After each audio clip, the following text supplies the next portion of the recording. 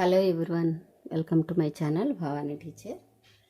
ఈరోజు నేను సండే కదా, కొంచెం లేజర్గా ఉంటాం కాబట్టి ఏం చేస్తున్నానంటే మినప సున్నుండలు చేద్దామని కొద్దిగా చిన్నపిల్లలు ఉన్నారు కదా మాకు, వాళ్ళకి మినప సున్నుండలు చేద్దామని స్టార్ట్ చేశాను. దానికి నేను 2 కప్పుల కొలతతో చూపిస్తాను. డిష్ వేడెక్కిన తర్వాత ఫస్ట్ మనం మినపగుళ్ళు 1 కప్పు మినపగుళ్ళు, 1 కప్పు మినపప్పు అంటే పొట్టు మినపప్పు వేసుకుందాం. పూర్తిగా పొట్టు మినపప్పుతో చేసుకోవచ్చు, పూర్తిగా మినపగుళ్ళు చూడండి వీటిని చేసుకోవచ్చు. కానీ నేను 2 మిక్స్ చేసి చేస్తున్నాను, ఎందుకంటే మినప సున్నుండలకి పొట్టు మినపప్పే చాలా బాగుంటుంది టేస్ట్, కానీ లేకపోతే అది హెల్దీ కూడా. అందుకని ఫస్ట్ డిష్ వేడైంది కదా, 1 కప్పు వేస్తాను. ఇవి మీడియంలో పెట్టి, ఫ్లేమ్ మీడియంలో పెట్టి చక్కగా నెమ్మదిగా వేయించుకుందాం.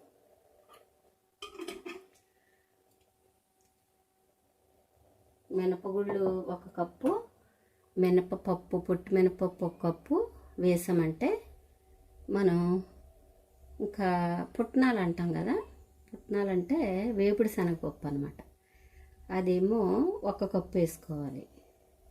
రేషియో ఎలాగంటే మనం మినపప్పు ఎంత వేస్తే దానిలో సగమేమో పుట్నాల పప్పు, మళ్ళీ ఆ పుట్నాల పప్పులో సగమేమో బియ్యం. ఇవి బాగా దోరగా వేయించుకుని, అంటే కొంచెం రెడ్డిష్ కలర్ వచ్చేంత వరకు వేయించుకుని, ఆ తర్వాత మనం పిండి మిక్సీ పట్టేసుకుని చక్కగా తర్వాత బెల్లము నెయ్యి కలుపుకోవచ్చు అన్నమాట. నేనైతే ఈ సున్నిపిండిలో ఏం చేస్తానంటే బెల్లం వేసినా సరే కొంచెం 1-2 స్పూన్లు షుగర్ కూడా వేస్తాను అన్నమాట. అప్పుడు బాగుంటుంది, రుచి చాలా బాగుంటుంది. ఇది నా స్టైల్. పొట్టి మినపప్పుతో చేస్తే ఏమవుద్దంటే నోటికి అంటుకుపోద్ది, తర్వాత కొంచెం గ్యాస్ ప్రాబ్లం ఉన్న వాళ్ళకైతే మరీ ఇబ్బంది అవుతుంది, ఛాతీ పట్టేస్తుంది. అందుకని కంపల్సరీ ఈ పుట్నాల పప్పు బియ్యం కూడా వేసుకోవాలి. ఇప్పుడు ఇవి కొంచెం దోరగా వేగినాయి కదా, జస్ట్ కొంచెం కలర్ చేంజ్ అవుతున్నాయి. ఈ టైంలో నేను ఇది కూడా వేస్తాను. మనం ఏం చేస్తామంటే ఇలాగ వాటర్ బాటిల్స్ కొంతకాలం వాడాక వాటిని వదిలేసి మళ్ళీ కొత్త సెట్ తెచ్చుకుంటాం కదా, నేనైతే వీటిని రీయూజ్ చేస్తున్నాను అనమాట. చక్కగా ప్లేస్ కూడా తక్కువ పడుతుంది, అందుకని ఇలాంటి బాటిల్స్ కొన్ని ఏం చేస్తానంటే ఇలాంటి పప్పులు వేసుకోవడానికి ఉపయోగిస్తున్నాను. ఇప్పుడు గుళ్ళు 1 కప్పు వేసాను కదా, ఇది కూడా 1 కప్పు వేస్తున్నాను.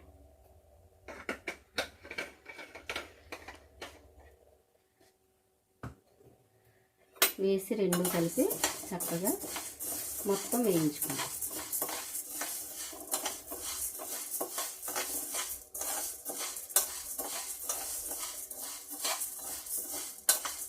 ఇది చాలా హెల్తీయే కాదు, రుచిగా కూడా ఉంటుంది.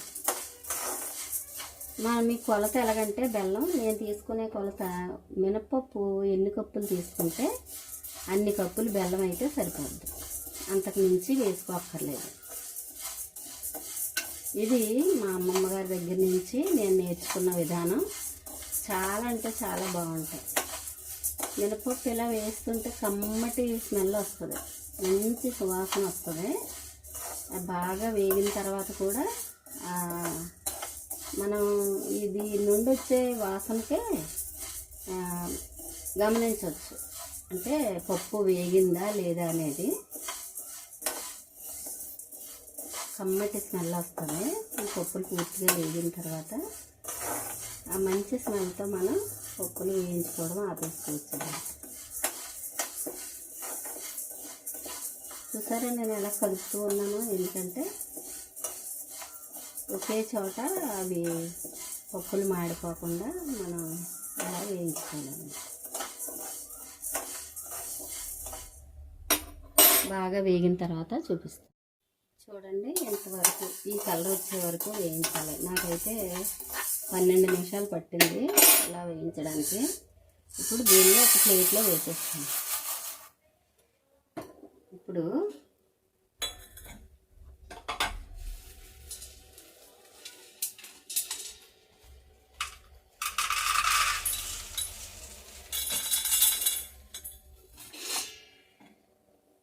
మినపప్పు 2 కప్పులు తీసుకున్నాం కాబట్టి 1 కప్పు పుట్నాలు తీసుకున్నాం.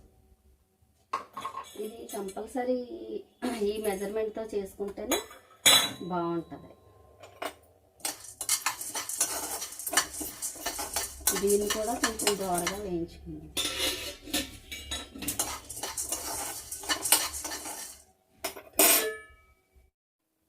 ఇవి ఆల్రెడీ వేయించినాయి కాబట్టి, వేపుడు శనగపప్పే కాబట్టి మనం దీన్ని కొంచెం ఈ పప్పు వేడయ్యేంత వరకు చేసుకుంటే సరిపోద్ది. అంతకు మించి వేపక్కర్లేదు. పప్పు కొంచెం వేడయ్యేంత వరకు వేపుకుంటే సరిపోద్ది. అంటే దానిలో ఇంకా ఏమైనా పచ్చిదనం ఉంటే అది పోతుంది అన్నమాట. ఇలా పట్టుకుంటే మనకి వేడిగా తగులుతున్నాయి. అలా వేడిగా తగిలిన తర్వాత తీసేసుకోవచ్చు. ఇది ఇలా వేయడం వల్ల ఏంటంటే త్వరగా చల్లారుతాయి అన్నమాట. 1 కప్పు పుట్నాలు కాబట్టి దానిలో సగం అంటే 1/2 కప్పు రైస్ తీసుకుంటున్నాను. ఇది కూడా చక్కగా దోరగా వచ్చేంత వరకు వేయించుకోండి. కొంచెం కలర్ మారేంత వరకు వేయించుకుందాం. అయితే బియ్యం వేయించిన తర్వాత కొంచెం వైట్గా అవుతాయి అన్నమాట. బియ్యం వేయించిన తర్వాత తెల్లగా అవుతాయి. అందుకని అలాగా కొంచెం లో ఫ్లేమ్లో పెట్టుకుని వేయించుకుంటే బాగుంటుంది.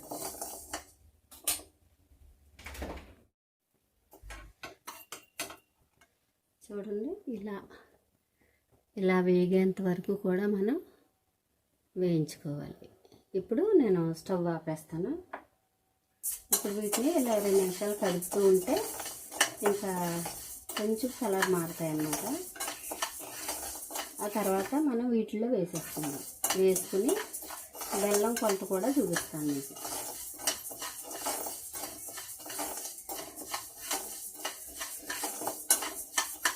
చూడండి, మనం స్టవ్ ఆపేసిన తర్వాత కూడా ఇలా కలుపుతూ ఉంటే కొంచెం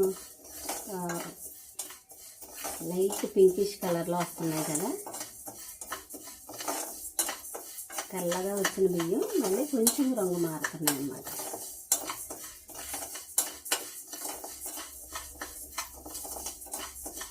మనం కదపకుండా ఉంచేస్తే ఏమవుతుందంటే అడుగునున్న బియ్యం మాడిపోతాయి.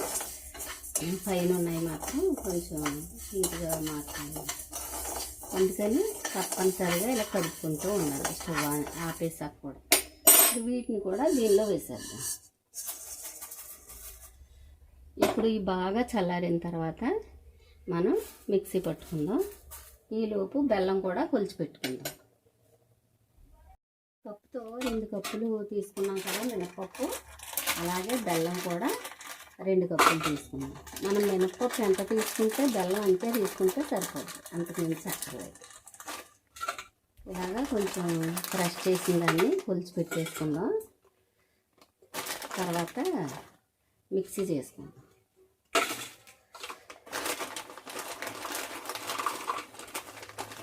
అంటే కోరి వేసుకోవచ్చు, కానీ నేను మిక్సీలో వేసేస్తాను. కొంచెం క్రష్ చేసి మిక్సీలో చూడండి. ఇప్పుడు మనం 2 కప్పులు మినపప్పు కాబట్టి 2 కప్పులు బెల్లం తీసుకున్నాం. దీనిలో నేను ఏం చేస్తానంటే 1 స్పూన్ షుగర్ వేస్తాను.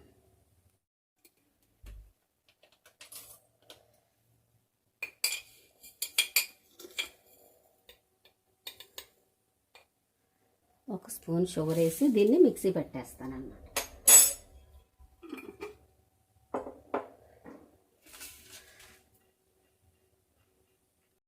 ఇప్పుడు ఇవి బాగా చల్లారిపోయినాయి. వీటిని ఏం చేస్తున్నానంటే మిక్సీ జార్లో వేసుకొని నేను మిక్సీ పట్టుకుంటాను.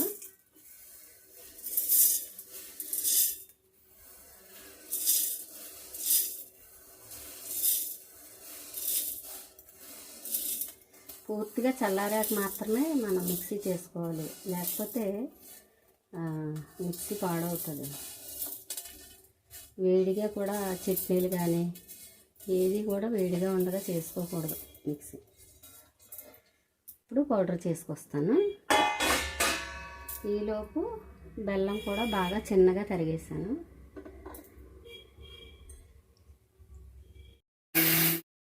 ఇప్పుడు మనం ఇలాగా పౌడర్ అయిపోయింది కదా, పప్పుల పౌడర్ అయిపోయింది. దీన్ని ఇంకొక పని చేయాలి మనం. ఏంటంటే కొద్ది కొద్దిగా వేసుకుని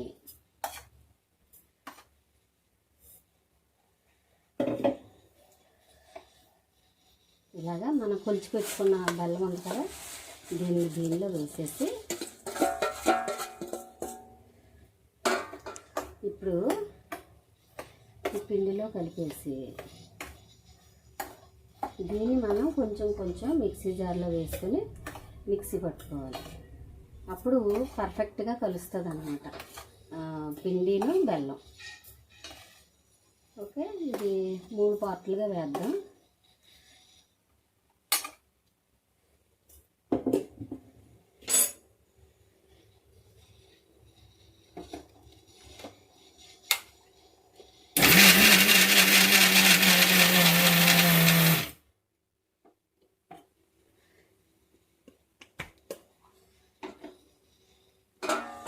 ఇలా కలిసిపోద్ది. ఓకే, మళ్ళీ ఇది కూడా మళ్ళీ వేసుకుందాం. అలాగే మొత్తం మిక్సీ పట్టుకుందాం. ఇప్పుడు 3 వాయిల్గా వేసాను అన్నమాట, ఎందుకంటే చక్కగా మిక్స్ అవుతుందని. ఇప్పుడు ఇదంతా ఇలాగ వేసేసుకొని మనం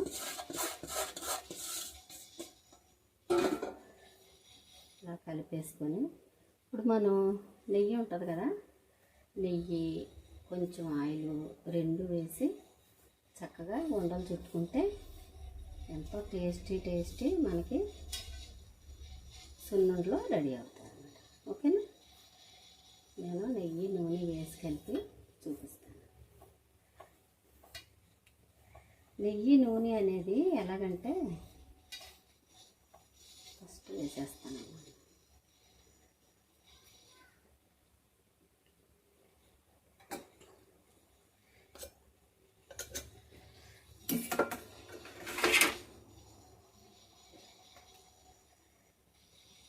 నెయ్యి కొంచెం వేడి చేసుకుందాం.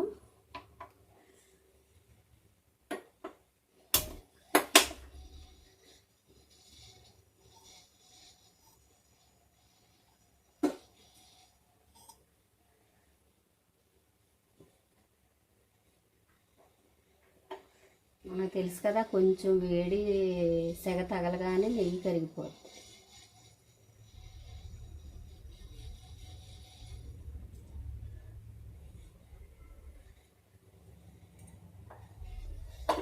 ఇప్పుడు ఫస్ట్ ఆయిల్ వేసి కలిపేద్దాం. కొంచెమే ఆయిల్. మీరు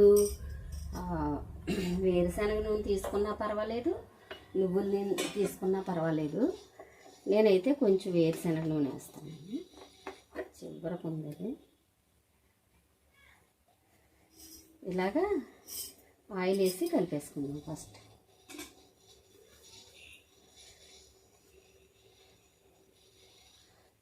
మిగిలింది నెయ్యి వేసుకుందాం. ఇలాగ 2 వేయడం వల్ల చాలా రుచిగా ఉంటుంది అన్నమాట. మా అమ్మమ్మగారు ఎప్పుడు ఇలాగే చేసేవారు. నాకు అది అలవాటు అయ్యి ఒట్టి నెయ్యితో తినలేను నేను. ఇప్పుడు మనం కొంచెం ఇంకా మిగతాది నెయ్యి వేసుకుందాం. ఇది బాగా కలిపేసి ఇలాగా ఒక పక్కకి పెట్టేసి కరిగించిన నెయ్యి ఉంది కదా, ఆ నెయ్యి వేసుకుంటూ ఉండలు చుట్టేసుకోవాలన్నమాట. ముందు ఆయిల్ ఏమో ఇలా కలిపేసుకోవాలి అన్నిట్లో. ఇది వరకు కూడా చేశాను కానీ వీడియో పెట్టాను కానీ అది డీటెయిల్డ్గా చూపించలేదు. నేను చేసే ప్రతి పని చూపిస్తున్నాను ఈరోజు. మీరు ఎలా చేసుకుని చాలా ఎనర్జీ అన్నమాట. ఎందుకంటే ఇది బెల్లంతో చేసిందే కాబట్టి షుగర్ ఉన్న వాళ్ళు కూడా కనీసం చిన్న అంటే 1 స్పూన్ మోతాదు కన్నా తింటే బాగుంటుంది, ఎనర్జీ ఉంటుంది. షుగర్ ఉన్న వాళ్ళకి కంపల్సరీ నీరసం వచ్చేది కదా, ఆ నీరసం రాకుండా చెయ్యాలంటే దీన్ని తప్పనిసరిగా ఒక్కొక్కసారైనా తింటూ ఉండాలి. ఫుడ్లో బాగా అంటే షుగర్ లేకుండా, లేకపోతే అన్నం తక్కువ తీసుకుంటూ ఇలాగ చప్పగా అలా తింటారు. తర్వాత షుగర్ ట్యాబ్లెట్ వేసుకుంటారు. దాని గురించి చాలా అంటే చాలా నీరసం వచ్చేస్తుంది. కానీ అలా రాకుండా ఉండాలంటే నేనైతే ఇది ఇలా చేసుకుని చిన్న చిన్న ఉండలు చేసి ఎప్పుడైనా స్వీట్ తినాలనిపించినప్పుడు నేను ఇలా చేసుకున్న దాన్ని తింటూ ఉంటానన్నమాట. ఇప్పుడు ఏం చేయాలంటే చూడండి, ఇది మనం నెయ్యి వేసుకున్నాం, నెయ్యి కరిగించుకున్నాం కదా. ఆ నెయ్యిని ఏం చేయాలంటే ఇది ఇక్కడ ఈ మాత్రం కొంచెం ప్లేస్లో కొంచెం నెయ్యి వేసుకున్నాం. వేసుకుని దీన్ని ఇలా కలిపేసి ఉండలు చేసేసుకుంటాం.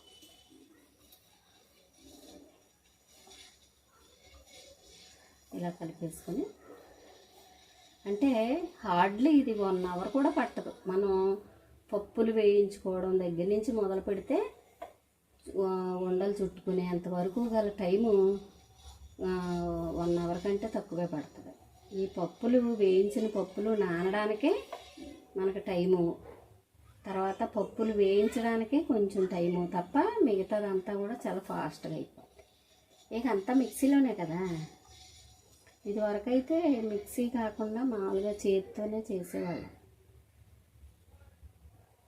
అంటే విసరడం అలాంటివి ఏం లేవు కదా ఇప్పుడు.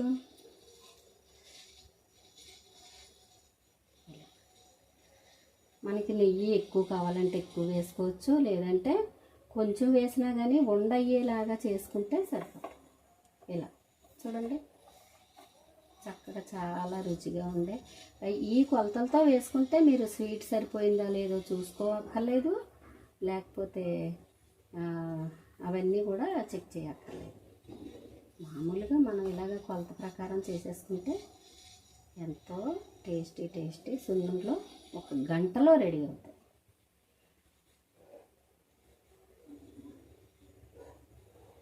చిన్నవి ఎందుకు చేస్తానంటే పెద్దవి చేసి సగం తిని ఒక పక్కన పెట్టి మళ్ళీ లేకపోతేనేమో దాన్ని అలాగ చీమలో దోమలో తినడం కంటే ఇలా చిన్నవి చేసుకుంటే బెటర్. అన్నీ చేశాక చూపిస్తాను. చివరికి మనం తీసుకున్న 2 కప్పుల మినపప్పుకి చూడండి 15 లడ్డూలు వచ్చాయి, 15 సున్నుండలు వచ్చాయి. చూసారా, ఒక గంట టైంలో మనం ఇన్ని చేసుకోవచ్చు అన్నమాట. ఓకేనా, మీరు కూడా ఇలాగా చేసుకుని తిని హ్యాపీగా ఉండండి. ఓకేనా, ఈ వీడియో నచ్చితే లైక్ చేయండి, షేర్ చేయండి, సబ్స్క్రైబ్ చేసుకోండి. Thank you for watching. ఎంత నూనె వేయాలి, ఎంత నెయ్యి వేయాలి అనేది మీకు డౌట్ ఉంటే ముందు కొంత నూనె వేసుకొని పిండి అంతా కలిపేసుకోండి. తర్వాత నెయ్యి వేసుకుంటూ, నెయ్యి వేసినప్పుడు మనం చేతికి ఉండ చుట్టడానికి సరిపడా నెయ్యి వేసుకుంటే సరిపోద్ది. ఓకేనా.